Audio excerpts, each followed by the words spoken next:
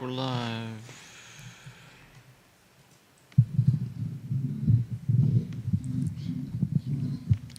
All right, guys, we're getting the show up and running here. Judah, we just went live on YouTube. Yep. The headlines should be on screen depending on where you're watching your show. We're live on all social media channels. Live on YouTube. We love when you subscribe to our YouTube channel. If you could do us the favor, subscribe to the YouTube channel. The YouTube platform seems to be the most consistent of any of our live streaming platforms that we're upon. Facebook flakes out all the time on us. YouTube, I mean, it would make sense. It is a video platform.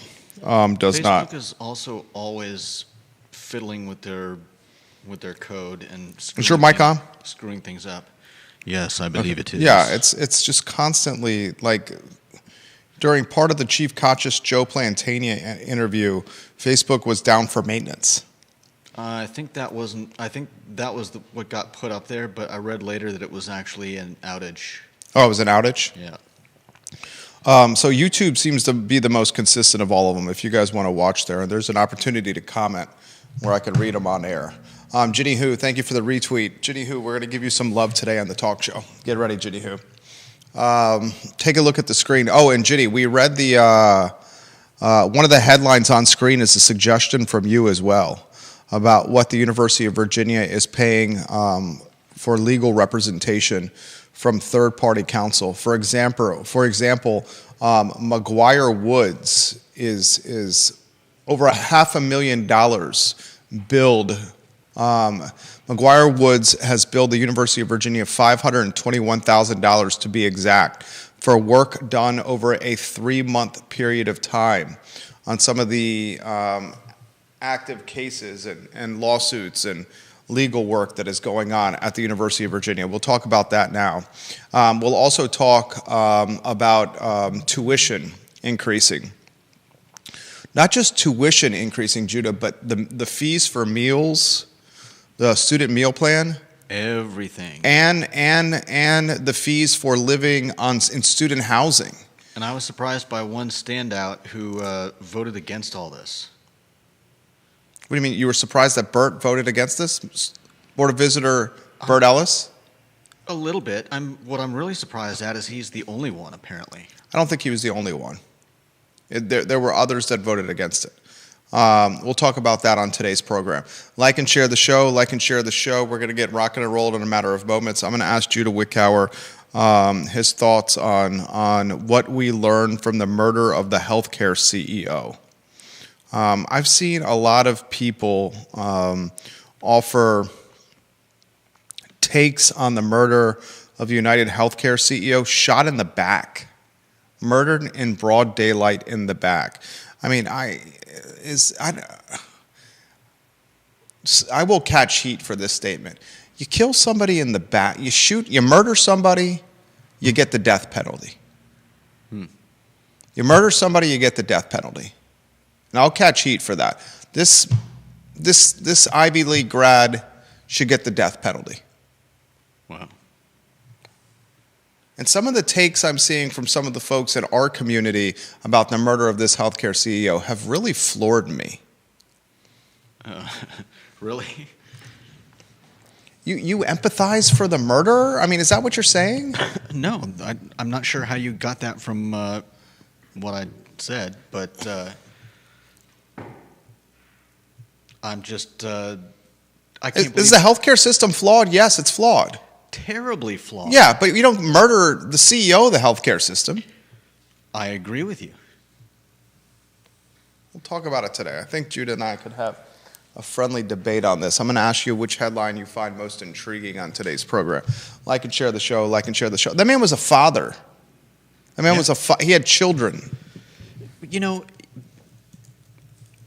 people talk about having empathy for the CEO who had a loving well, I don't know if they were loving. He had a family. He's divorced.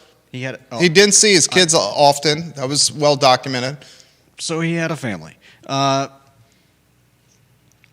Those same people don't seem to bring up the fact that there are a lot of families that lose loved ones because of the actions I of get it, Judah. someone like this. I get it. I get And it. a lot of people liken it to the train problem. We'll talk about that as well. Make those points. I'm going to ask you which headline you find most compelling and why. I'm ready to rock and roll if you are, Judah Wickar. All right. Quiet on the set.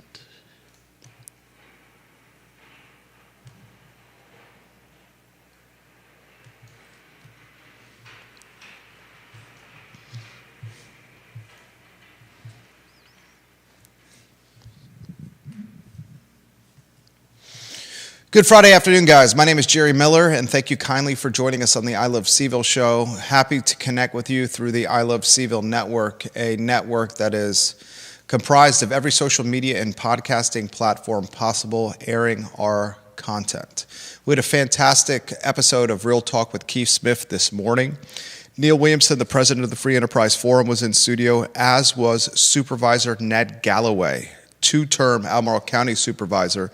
We discussed the budget, we talked development, we talked growth, we talked the dynamic between the Board of Supervisors and the Albemarle County School Board, a school board that's asking for $560 million for capital improvement projects from the Board of Supervisors. It was an excellent conversation. We had counselors watching us, we had other supervisors watching us, we had planning commissioners watching us. That show is going to be archived at ilovecville.com or wherever you get your podcasting content. Today's show is busy. We're going to talk this question. The Dewberry Hotel is for sale. Who has been the villain in the Dewberry saga? Who has been the villain in the Dewberry drama? Does all the blame fall on the emperor of empty lots, John Dewberry?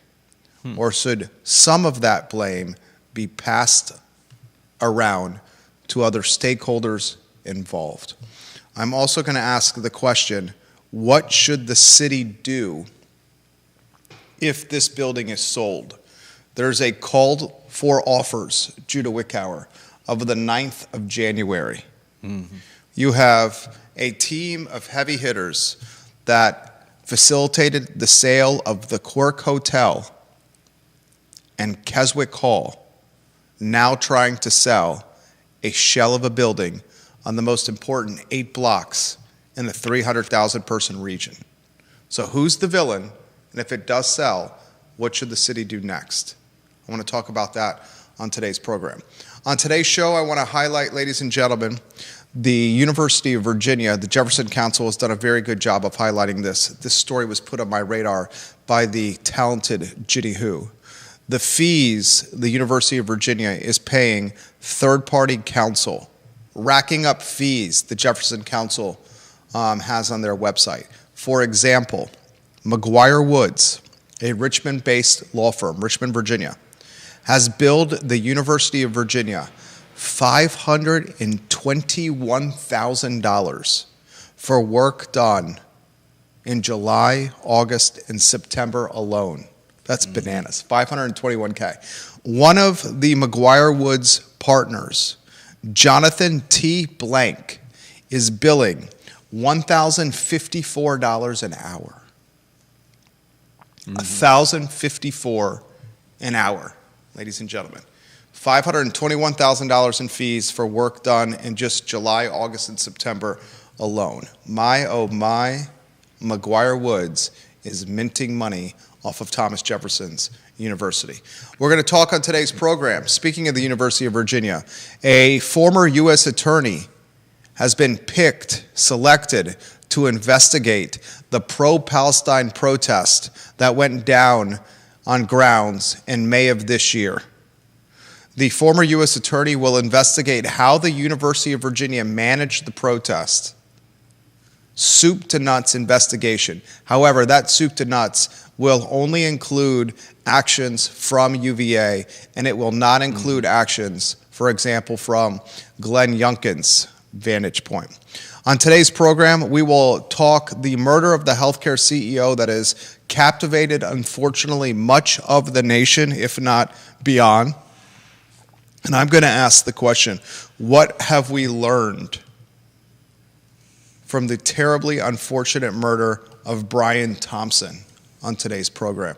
There are folks in our community that I call friends that are posting on social media that his murder was justified.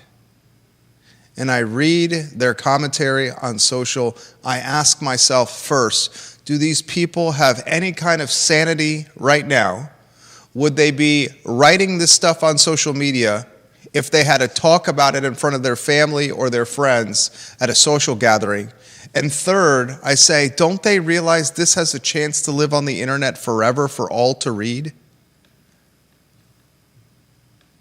Saying Brian Thompson's murder was justified, I find flooring and flabbergasting. I'll tell you why on today's program. Judah may have a very different opinion than me on this. We're going to talk on today's program the founder of Reddit giving the largest gift in women's basketball history at the University of Virginia, the second largest gift in women's athletics at the University of Virginia. His wife, Serena Williams, he has 2 daughters.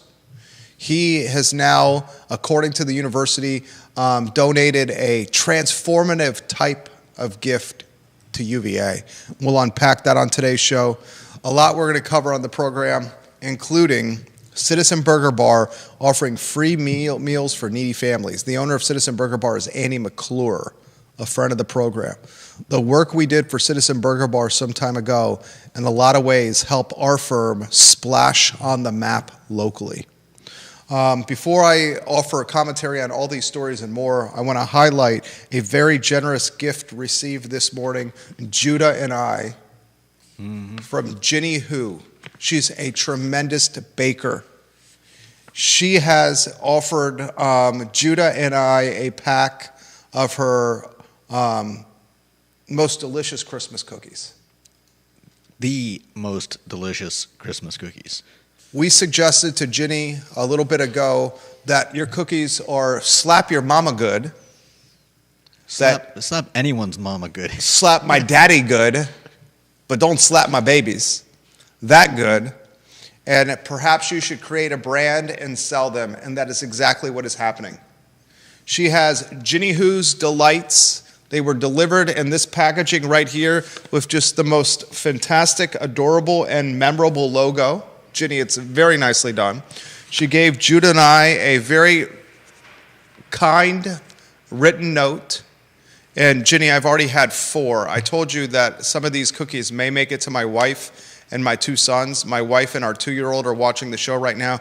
I'm not so sure, Mrs. Miller and Zachary, that the cookies are going to make it. I will try to save you some. They are slap your daddy, slap your mama, but don't slap my babies good. I cannot wait to see the Shopify website that is launched, Ginny. I'm very impressed with you. And speaking of community pillars, not just Ginny Hu, but John and Andrew Vermillion at Charlottesville Sanitary Supply, Judah. Let's give them some love. 60 consecutive years in business. Take a look at the screen. John and Andrew Vermillion on East High Street, online at charlottesvillesanitarysupply.com, are the place, the spot, the 60-year-old business for any of your sanitary supply needs. I encourage you to support Charlottesville Sanitary Supply, please. Judah Wickower, studio camera. Then a 2-shot as we weave the wizard on screen. That's you, Judah. Which headline is most intriguing to you and why today? You know, I'm excited about some of the wonderful efforts of local businesses to help the needy going on. Not just Citizen Burger Bar's Andy McClure, who's doing an amazing thing this holiday season, but BRAFB, they got acronyms. Blue Ridge Area Food Bank. Blue Ridge Area Food Bank got funding to buy a lot of fresh produce for people who are, food. What's the term? Need food, hungry, starving, don't have the money to feed their kids. Close enough.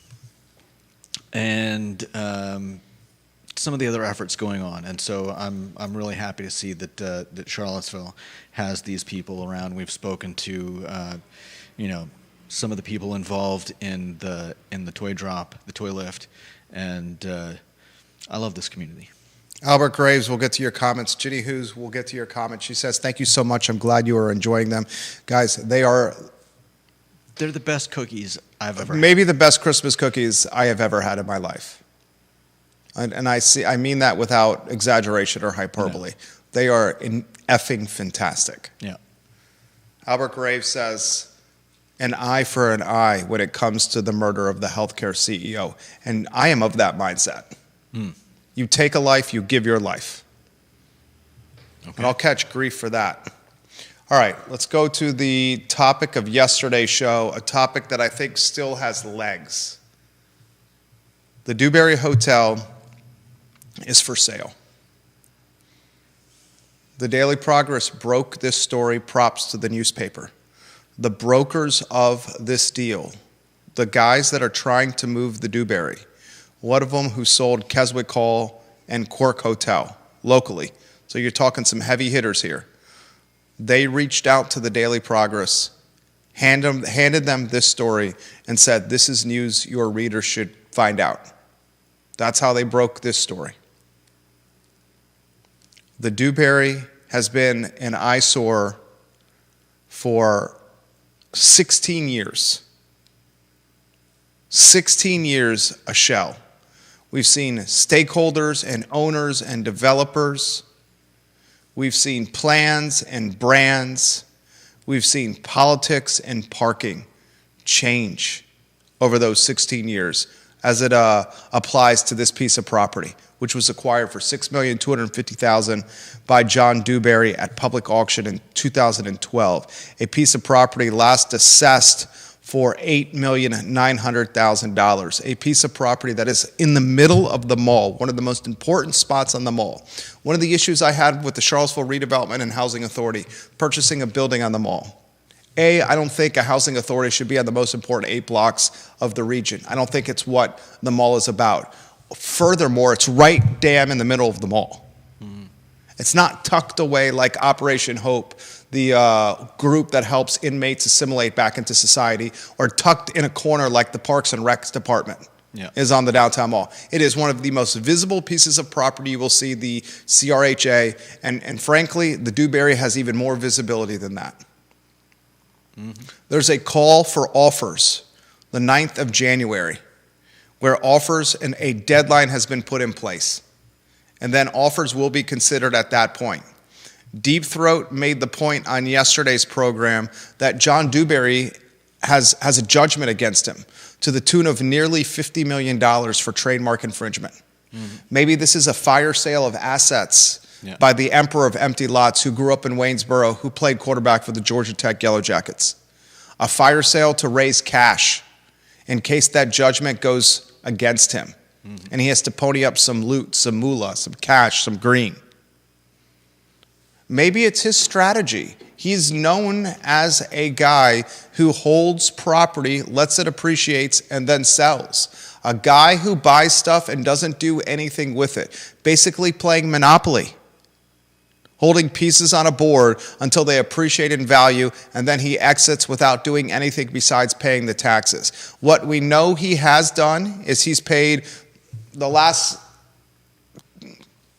tax base he was at. Stolzenberg, Planning Commissioner Rory Stolzenberg, put it at around $65,000 a year. We did some back-of-the-napkin math, just an estimate. The guy's paid nearly $750,000 in taxes just on the Dewberry, and as a result, the city can do nothing. No blight, no eminent domain, no punishment of any kind. Mm-hmm. He's got the Dewberry shell fenced off, and he's paying his taxes. City has his hands cuffed. Yeah. I'm going to ask you, the viewer and listener, I'm going to ask you, Judah B. Wickower, the Dewberry drama. Who is the villain in the Dewberry drama? Is there more than one villain? Who are the protagonists and the antagonists? I would ask, does there need to be a villain? There's always a villain. In Some people like to play the world, villain. There is. There's always a villain, my friend. There's always a villain. Some people relish playing the role of the villain. When you watch a movie, do you root for the bad guys?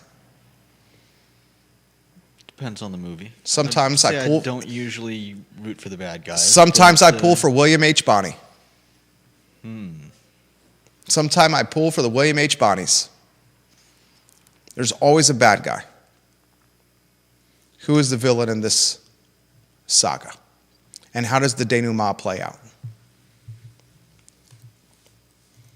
I think you've already made up your mind who the villain I'm is. asking you, my friend. I don't know that I agree that there is a villain in this case. Okay.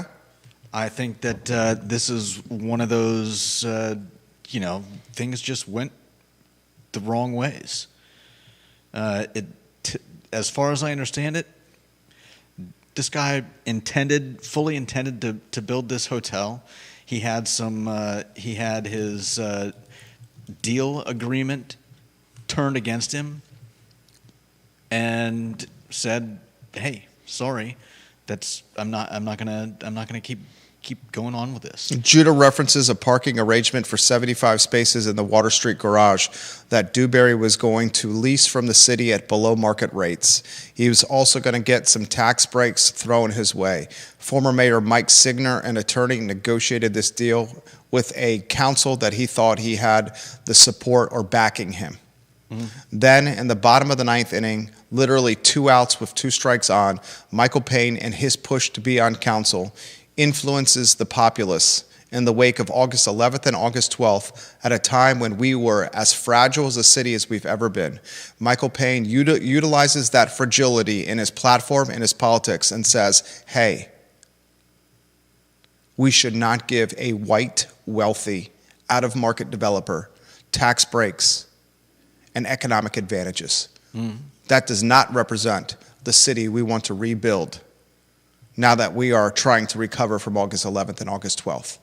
And then he utilized his platform and the Socialists of Charlottesville, the organization, the Democratic Socialists of Charlottesville, to persuade Kristen Zakos. Her mind was already made up. She needed no persuasion.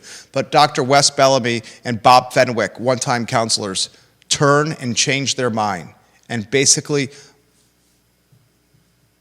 stuck it to John Dewberry because he was wealthy, he was white, he was out of market, and they read the room at the time, the populace, the community, and they thought this is what the community wanted. And as a result, we have that. Yeah, and I don't think John Dewberry is necessarily the villain here. He's a businessman who we may question some of his practices, but he made a decision here, and he's under no legal mandate to finish the building. Okay, that's a fair argument. And let's rotate the lower thirds on screen. There's 2 of them that we could put on. So Judah says John Dewberry is not the villain. John Dewberry is not the villain. He should not be villainized. Okay, you made a compelling argument. I added a little color to that argument. Let me make this argument. Are you ready? Mm-hmm. You ready? Yeah. Is the villain Michael Payne? No, I don't think Michael Payne's the villain either. 2-term city councilor, currently on the dais. He certainly couldn't have predicted, the results of all of this. I think at the time, we've had Michael Payne on our show before. It's been a while, but I've always taken him to be an honest person who comes from a place of integrity. I don't think there's malice in the decisions that he makes, and I don't think it was his intention for us to end up with the blighted eyesore that we've had for the last 15 or so years. So no, I wouldn't paint him as the villain either. Are the villains Bob Fenwick and Dr. Wes Bellamy for changing their vote in the bottom of the ninth inning? They support Mike Signer with his negotiations, showing good faith support during active negotiations, and then at the last minute, changing their vote so it ends up 3-2, and Dewberry does not get the parking spaces or the tax breaks. Are Bellamy and Fenwick the villains in this story? Would you make an argument that they are? I'm asking you, and then I'll make my argument.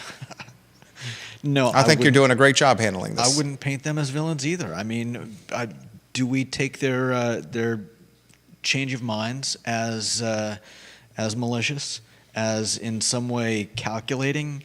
I think they were convinced, as you stated, by the combination of Michael Payne and perhaps the constituency, and ultimately that's what councilors should be doing, is taking into account what the constituents want. Was it a bad decision? Possibly. Was it fueled by, as you said, kind of maybe white guilt, not wanting to give not want to give a leg up to a rich white person, which I can kind of understand, but I don't know that that was the wisest decision. Of course, hindsight is 20/20. I don't think they were the villains. Judah Wickower is doing a great job today. Was Halsey Minor the villain? Halsey Minor, the initial tech tycoon, CNET founder, who had the Tony idea of building a 98-room boutique hotel on the downtown mall. Was Halsey Minor the villain? Why would he be the villain? Halsey Minor envisions a hotel, doesn't have good budget sense. Kevin Yancey says Halsey Minor could be the villain. Appreciate your comments. Spending money as if it grows on trees. Halsey Minor has to sell artwork off his walls to pay creditors. Halsey Minor, you look at any court around the Commonwealth, you'll see judgments against him, people he owes money to, sued by Colonial Williamsburg, Halsey Minor, my stomping grounds. Wow. Halsey Minor. Was Halsey Minor the villain for inept financial malpractice? Is that how it ended up in Dewberry's hands? He bought it at auction. John Dewberry bought it at auction because Halsey Minor filed for bankruptcy, could not finish the hotel. He and developer Lee Danielson, who had the initial idea of building the hotel, he could not finish it with Lee, Mr. Danielson. It goes to auction. Dewberry buys it for $6.2 million. On the courthouse steps, the proverbial courthouse steps. Is that villainy or ineptitude? Is it a fine line? Financial. I can assure you there's a fine line between financial malpractice and financial idiocy. And that fine line maybe gets a bit thicker between financial malpractice and financial idiocy and being the villain in this drama. I'll offer my perspective, and then I'll ask you this question. What does the city need to do if the Dewberry sells? If on the 9th of January, this call to offers, there's a compelling offer, and the Emperor of Empty Lots, who Kevin Yancey has now dubbed, which I think is a great description, Mayor of Waynesboro, Kevin Yancey, he has dubbed John Dewberry the Phil Delaney of Atlanta. The only reason I'm hesitant to moniker John Dewberry the Phil Delaney of Atlanta is Mr. Delaney has passed away. And I don't want to step on any graves, okay? But Mr. Delaney has an infamous reputation of buying properties and doing nothing with it. I will say there's a stark contrast between John Dewberry and Phil Delaney. Phil Delaney, with the properties he's purchased in Charlottesville and Albemarle County, one of the reasons, if not the main reason, Moose's by the Creek closed is because Phil Delaney owns all that property, and everyone that runs in the circles that I'm in, and there's not a lot of people in the real estate circles, you're talking probably 500 or less in Central Virginia that are making the moves that are determining the real estate market in Central Virginia. Certainly even less from a commercial standpoint. The word is out. We all know. We've gotten the message. We've gotten the emails, the phone calls, even in-person visitors to our office saying we're ready to make moves and deals with the Delaney portfolio. The difference between Dewberry and Delaney, Dewberry pays his taxes. Delaney in a lot of ways has not. I mentioned that property on 29 North, the Wawa, Delaney owned. at closing. FedEx packages come to the closing, and it's just liens and people that must be paid from the proceeds of the closing. Yeah. Here's my take. I think there's a lot of villains in this drama. The Dewberry drama has a lot of villains. Wow. A lot of villains. And villain number one is Halsey Minor. When you undertake a project, you have to have the footing and the foundation to see it through. That's common sense. However, when you undertake a project on the most important 8 blocks in a region, to say you have the footing and foundation to follow through is an understatement. You have to have the footing and foundation to see it through no matter what happens. Because these 8 blocks determine the brand identity of a 300,000 person region. And Halsey Minor, when he undertook this project, I can assure you, he realized that his finances were shaky. You don't get to that position of success, that level of entrepreneurial journey, success in an entrepreneurial journey, that level of wealth, without knowing that the house of cards is close to crumbling. It's not a light switch. You listen to this program, viewer and listener, no matter what you do for work, we all know what our bank accounts are. We all know how much money is coming in and how much money is coming out and who we owe. Some of us are better at that than others. But we all have a pretty good feel of what our personal household financial statements look like. You do. I do. Everyone that's watching and listening to this show does. And Halsey Minor decides to start a project when he knows his personal financial statements and profile are shaky at best. That's reckless. That is reckless. Okay. That is reckless. And the reason I brought this topic up, and Judah made the point, I think, extremely well, Dewberry's the one that's getting monikered as the villain, stigmatized as the bad guy. Sometimes by you. Often by me.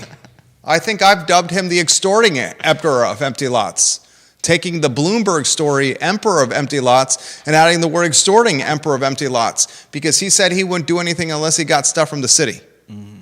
That's a business strategy. Yeah. That's a business strategy. Especially after you get screwed by the city. Yeah. In the bottom of the ninth inning. Because a bunch of socialists gathered together and they leveraged the temperature of a city fresh off its 2 worst days of its history, August 11th and August 12th, used that temperature to help somebody get elected to office. 2 people get elected to office, like Nikiah Walker and Michael Payne. And as part of the way to get elected to office, Nikiah Walker and Michael Payne, they used the temperature of the city fresh from A11 and A12 to say, hey, rich white guys from Atlanta don't get tax breaks and parking spaces from us. Yeah. Tell Mike Signer and those cronies on council to stop the backroom dealing. Dr. Bellamy has to change his vote immediately. Because if he doesn't change his vote immediately, he looks bad. It looks bad with whom? With the colored population. Bob Fenwick shocks the world by changing his vote. He saw the temperature changing. Bob Fenwick, I bet you regrets that change of vote. Kristen Zakos, she was voting against it all along.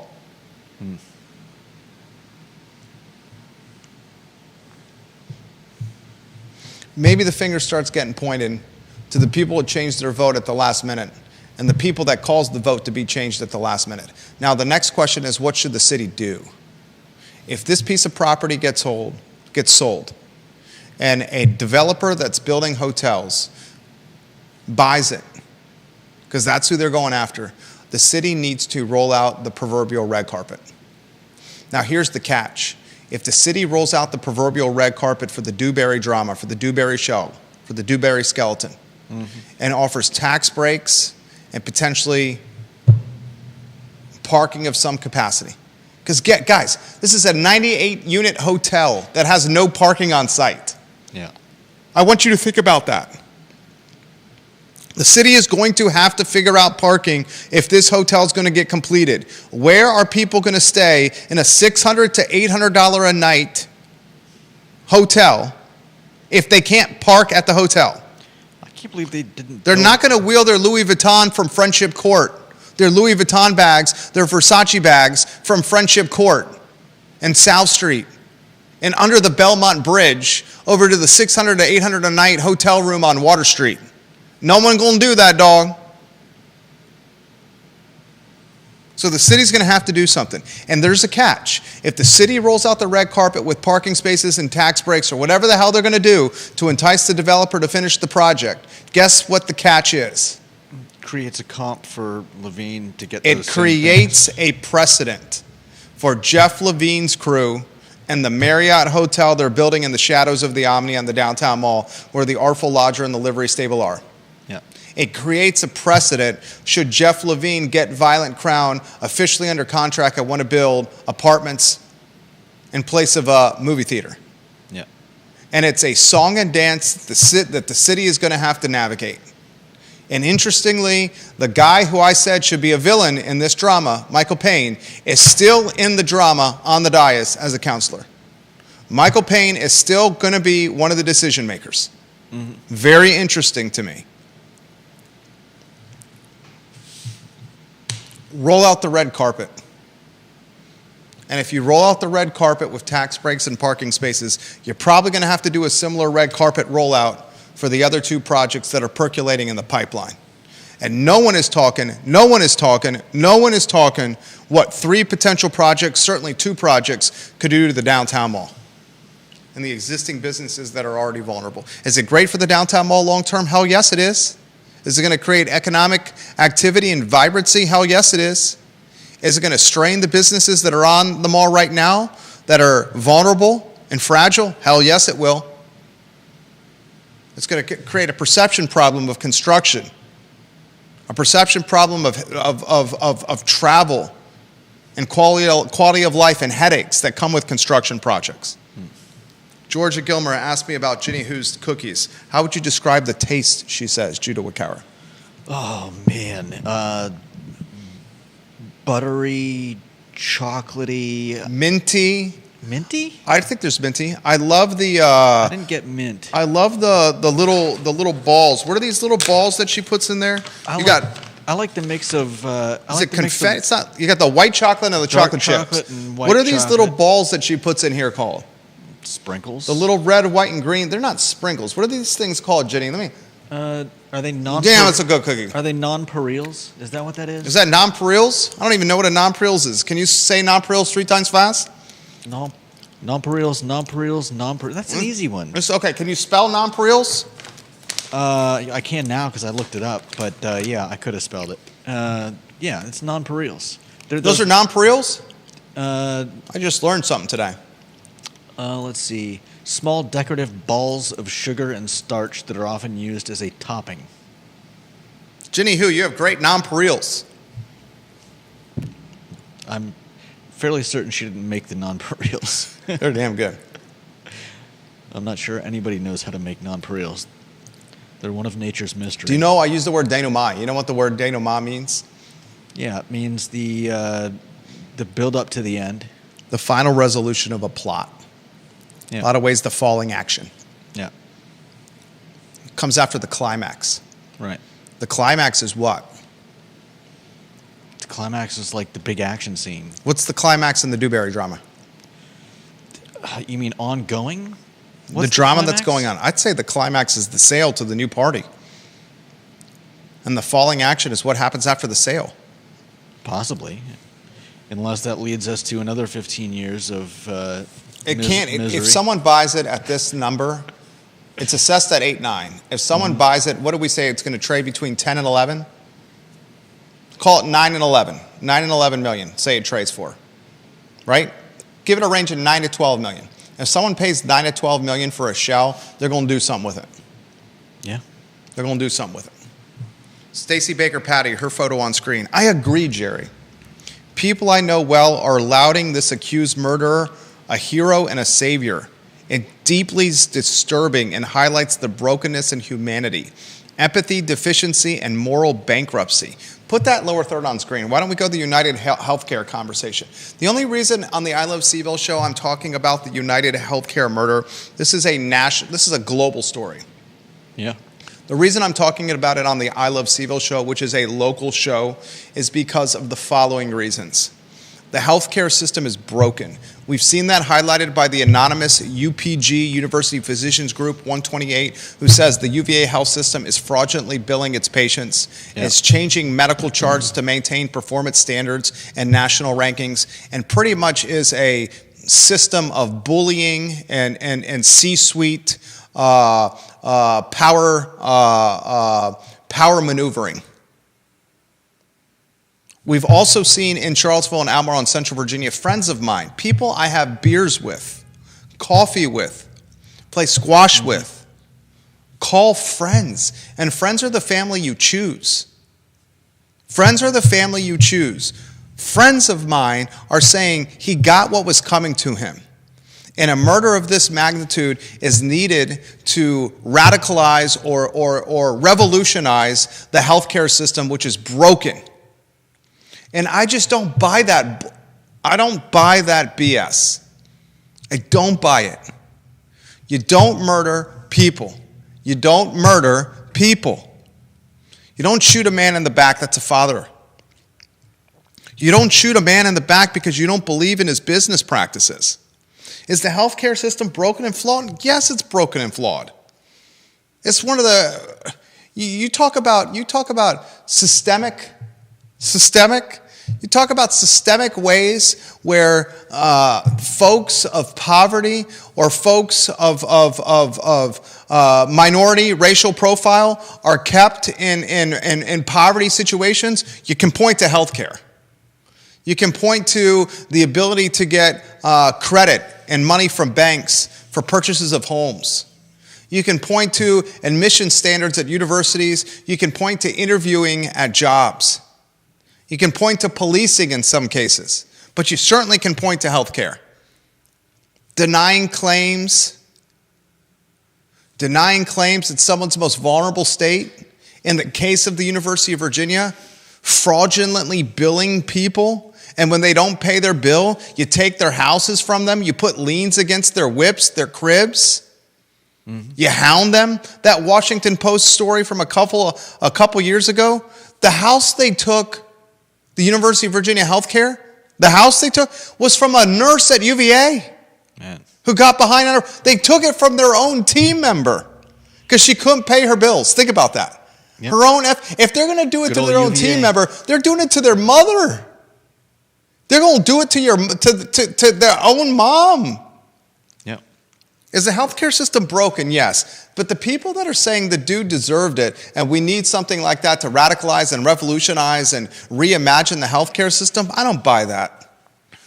I don't buy that. And Stacey Baker Patty, you said it extremely well.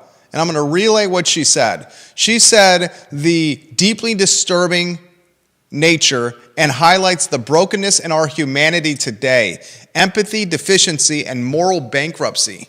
I think it shows just how quickly our civilized nation does devolve into periods of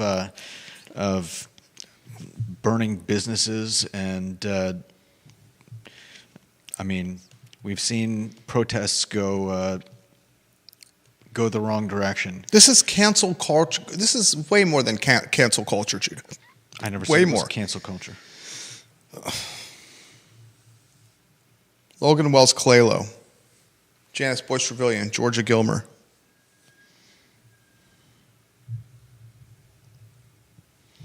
Kevin Yancey, insurance and healthcare and hospitals have bankrupted millions. And killed probably just as many. There's someone that's come on this show and come on other shows on our network, and I'll leave it at that, that was offering commentary about what happened in just startling way. John Blair on LinkedIn, let's go meta here. The real villain in the hotel saga is collateralized debt obligations. CDOs caused the great financial crisis, which caused all the capital collateral calls. This scramble for liquidity leads to the original hotel not being developed. Just a thought. Interesting. He calls the lending environment the villain. Possibly. Possibly. That doesn't leave us with a person to point at, though. But can we say that this federal court that's got a judgment again, this federal court that's where Dewberry's in the crosshairs of, to the tune of nearly $50 million for trademark infringement is the villain? Because without that trademark infringement judgment, maybe he doesn't have to do a fire sale of property. Or is this trademark infringement saga that's happening with John Dewberry, the angel gets its wings when the bell rings on the Christmas tree because it's forcing Dewberry to do something, where before he might have just said, screw you, Charlottesville, you stuck it to me, I'm going to stick it to you. I'm just going to hold this property and let it appreciate. How do you feel about 15 more years? How do you feel about me giving this to my kids in my will?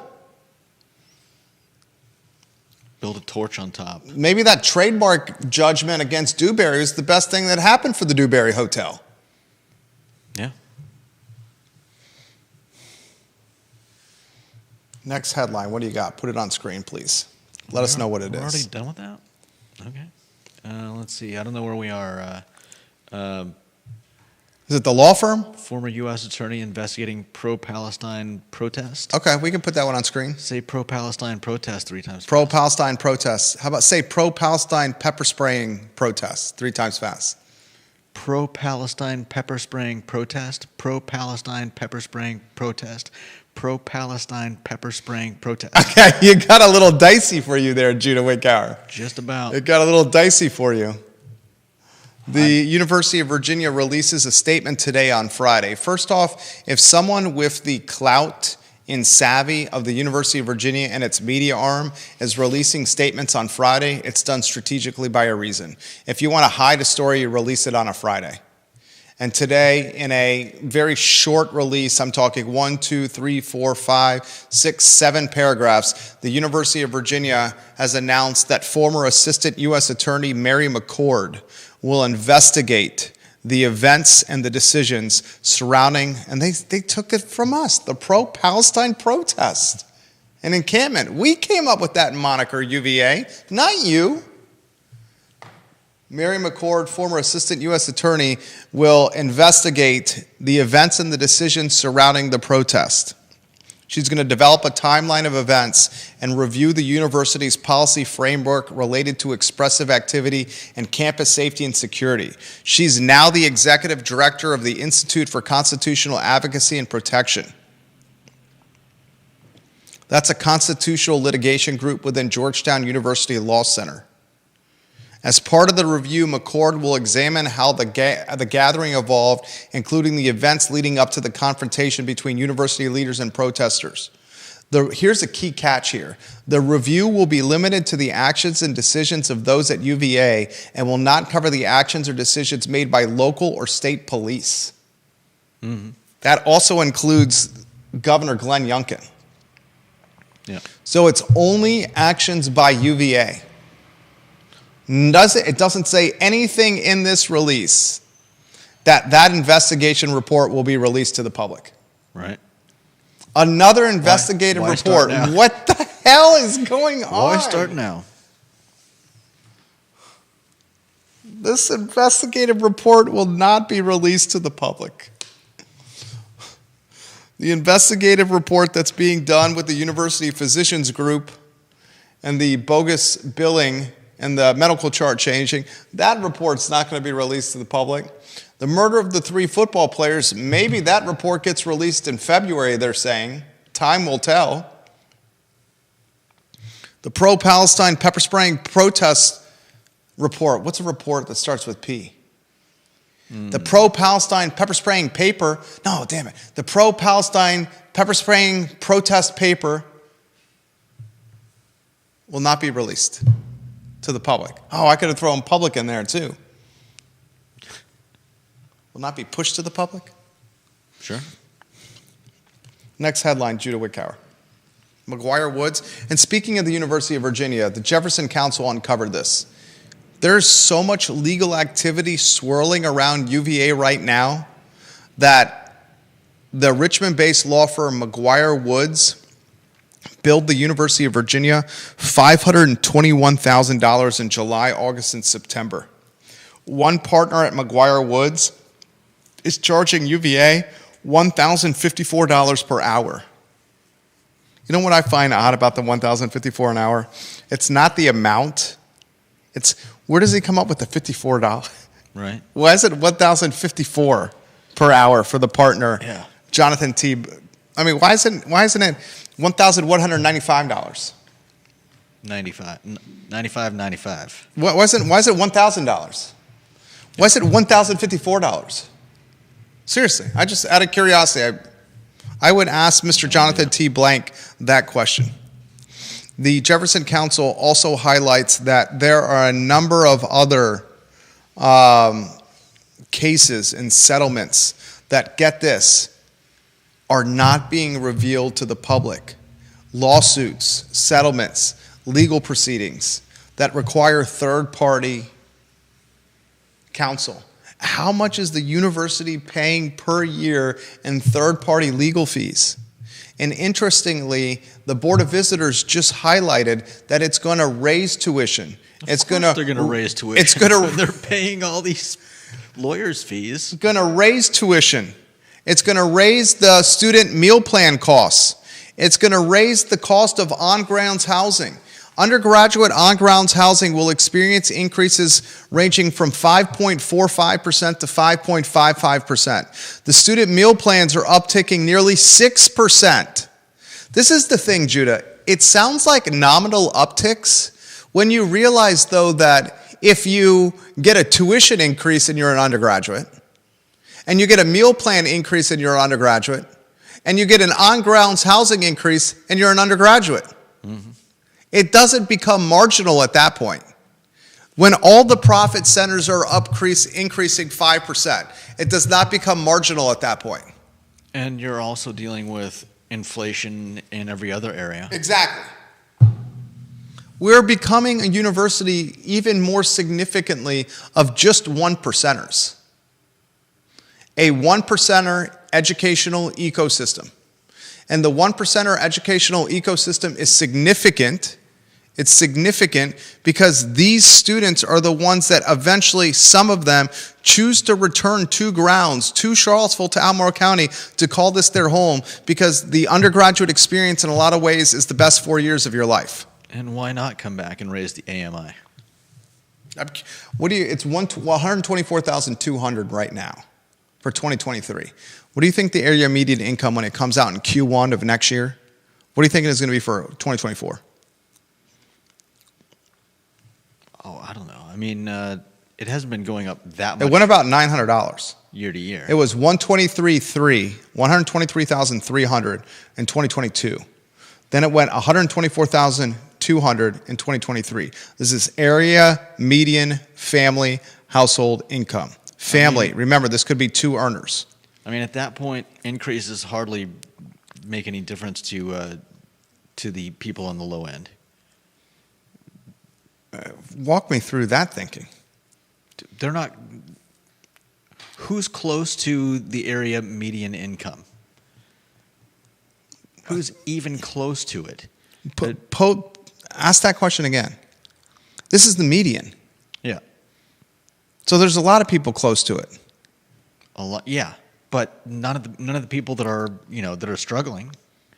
The people that are struggling are way far from this number. Yeah, exactly. So you're saying if it upticks another $900, they're not going to feel it? They will feel it, but it's not like anyone will care or do anything about it. And it's not like that 900 uptick is going to really. How is that going to affect their ability to rent a place or buy a house? Well, when you say that housing affordability is tied to AMI to the tune of 60%, for example, and you go 124,200, right? Mm-hmm. And you times that by 0.6, you're looking at $75K family household income. Yeah. So as that number goes up affordability requirements with housing are tied to that number. Yeah. So the higher that number goes up, the affordability requirements for some of these development projects will also go up. Yeah. So it's really, and Deep Throat's made this point in past, not the best metric to use for housing affordability. Right. Because if I you agree. say housing affordability is tied to, say, 80% AMI, Ned Galloway was making this point on Real Talk this morning, Yeah. 124,200 Yeah, he was making the point that times 0.8 That is 100 grand. It's 100 grand. So when Chief Kachis when he says on Wednesday that only 3 of the Charlottesville police officers, including him, can Yeah. live in the city of Charlottesville, and I bring that up to Ned Galloway today, he says, well, what's the starting pay for a police officer? Was it 50, 60? Yeah, 50. So a starting pay for a police officer times 2, they're still at 80% AMI. Yeah. So this is basically what the city is saying. I want you boys and gals to wear a bulletproof vest because you might get shot. I want you boys and gals to have a gun on your hip because you're facing violence and unsafety. I want you boys and gals to work nights and weekends, risk your life protecting the others in the community, and we're not going to pay you enough where you can't afford to live in the city you live in, the city you serve. And if you're married to another police officer, the 2 of your salaries combined are going to still be at 80% area median income. I mean, it takes a brave servant to join a police department at this pay scale. I'm tired of the defund the police commentary. If you want, pay the police some more, the fire and rescue some more. They need to live here. We're so enamored. We're so obsessed, Judah. We're so obsessed with this affordability, housing affordability. We're so obsessed with changing history and renaming stuff and rebranding stuff and moving statues and stuff. Curious of what we spent on stuff like this over a course of a year and how that money can be used to actually pay fire, rescue, police more so they can live in the community they serve. Oh, no mint. Sorry, Ginny Who. And those are called non-pareil. What are they called? Nonpareils. Nonpareils. Sorry, Ginny Who. Those nonpareils are so good. You got great nonpareils, Ginny Who. Great nonpareils. Albert Graves. Albert Graves on Twitter says, I think the city has to take some blame for the Dewberry. I don't think any developers buy and construct a partial building just to stop mid-construction and pay all the money that they have if it hadn't been for some back alley negotiations that turned sour very abruptly. Albert Graves, you routinely make the program better. He also tells the story of a 16-year-old named Stephen Roach who murdered his aunt in Greene County. The 16-year-old Stephen Roach received the death penalty as he should have. He says he knows all about this situation and the impact this will have on the family. I'm sorry for that, Albert Graves. Appreciate you sharing that. I'm sending him a reply to his tweet. 128 marker. What else do we have on the headline list? Oh, we've got Citizen Burger Bar. We've got women's basketball. Wahoo's squeaking by. Citizen Burger Bar, you give that story. Let's see. Citizen Burger Bar, run by Andy McClure of Virginian fame. The Virginian Restaurant Group. He owns the Virginian Restaurant. He's a UVA undergraduate. He was a UVA undergraduate. He graduated from UVA. Mm-hmm. He's a talented restaurateur. He's an all-around good guy. Fantastic wife, Julie. His company has been providing free dining experiences to those in need for more than 20 years, and they are continuing this year with Citizen Burger Bar. If our viewers know a family or families that are that may be going through some hard times, or maybe just need a pick-me-up. As it says in this article, right up until the restaurant closes for Christmas Eve and Christmas, anyone can submit a family by emailing citizenburgercville@gmail.com. Andy McClure and his staff are trying to find as many families as they can to help. And in his own words, he says, people who just know some family next door or down the street or where they work who haven't had a great year or just moved here or haven't been able to go out with their family. And they're offering free meals for families that get I guess nominated, submitted by friends or whomever. I think this is an awesome holiday treat for some families that are hungry. Yeah, that are not necessarily have to be hungry. That are in need. Yeah. Andy McClure, you're a good man. Agreed. You're a good man, Andy McClure. Mm-hmm. One time the most prolific restaurant owner in the area.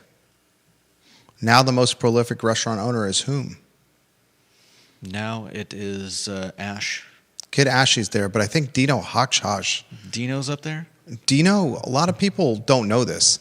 Dino owns Dino's Pizza. Dino's Pizza. Dino's Pizza at Pro Renata. He's got the Moo-Through. The Moo-Through at Pro Renata. That's 4. He's got Basta Pasta. Basta Pasta, that's 5. He's got the chicken. The rotisserie chicken is 6 at Dairy Market. Is that the same thing? That's 2 different things. I'll give him 2 different things on that. Rotisserie chicken and wood-fired pizza are 2 different things. So Dino's Pizza, this is fresh news for viewers and listeners. We'll start from 2 Moo-Throughs. Yep. Dairy Market, Pro Renata. No. Yeah, Dairy Market, Pro Renata. 2 pizza places. Dino's Pizza, Dairy Market. Same. Dino's Pizza, Pro Renata, that's 4. He's got Chicken. Basta Pasta, that's 5. Chicken, that's 6. He's opened a Sizzle Shack Burger and Dairy Market, that's 7. Used to be the burger spot, Citizen. And now he's got a coffee and bakery that he's opening over there. That's 8. Dino's got 8 points of sale. You're looking at the most prolific restaurant owner, followed by a close second, Kid Ashley's team. Yeah, no doubt. And Dino definitely knows how to treat his employees. Dude, Dino does it right. Dino's figured out the labor piece. Yeah. One of the few that have. Kit's another one that's figured out the labor piece. Travis Hackworth and Danville, let's face it, Charlottesville, especially the University of Virginia, quit being for anyone below the 1% a long time ago. Ask anyone outside of CVille around the Commonwealth of Virginia, and they will all say CVille and UVA is nothing but 1%ers. Appreciate that comment. The mayor of Danville, Travis Hackworth. Appreciate this comment. All right, I'll close with the basketball, 2 basketball stories. The founder of Reddit donates the 2nd largest gift in UVA women's athletics history and the largest gift in women's basketball history. Yeah. This happened on the heels of last week, a week ago, an anonymous donor donating a transformative gift to the UVA Athletic Department's NIL CAV Collective. NIL efforts, name, image, and likeness. Yeah. The money is coming in aggressively to the University of Virginia now. If the major revenue sports, football and basketball, do not start performing, we have a serious problem on our hands. The basketball team barely beat Bethune-Cookman last night. They were losing at halftime in what was one of the most uninspired first-half performances that I've seen from a Virginia basketball team in the last 15 or 16 years. Certainly have not seen that kind of uninspired play in the Tony Bennett era. Wow. They were losing to a 2-6 team yesterday, guys, at halftime. They have Memphis on the docket Wednesday in a big matchup with Penny Hardaway's Tigers. Tom Powell says, bravo, Andy McClure and Citizen Burger Bar. When you start getting this kind of money coming in for NIL, for the CAV Collective, You need to start seeing performance on the football field and on the basketball court. And if you don't see performance on the football field and the basketball courts, heads should turn, because they're paid the kind of money where performance expectations are fair and reasonable. Mm. This is the Friday edition of the I Love CVille show. Judah Wickhauer was absolutely on point today. Well done, Judah Wickhauer. Thank you kindly for joining us. For Judah Wickhauer, my name is Jerry Miller.